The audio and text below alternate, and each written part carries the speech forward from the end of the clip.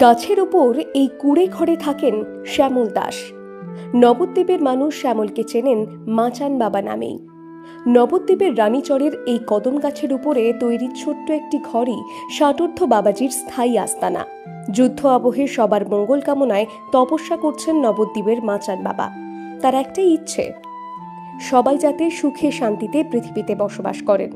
বাবাজি জানিয়েছেন, আগে তিনি কাঠের মিস্ত্রির কাজ করতেন। স্ত্রী মারা যাওয়ার পরে ছেলে মেয়েদের বিয়ে দিয়ে তিনি সংসার ত্যাগী হলেন।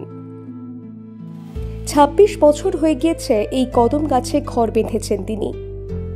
পশু পাখি পোকামাকড়ই তার আপনজন, তারাই নাকি বাবাজির রোজ খোঁজ নিতে আসেন।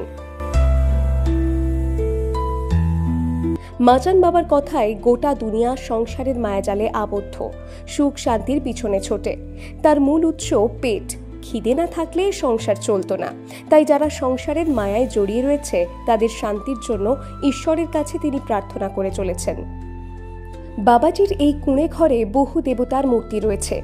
চেয়ে চিনতে আনা ভিক্ষে থেকে ঠাকুরের জন্য ভোগ দেন তিনি।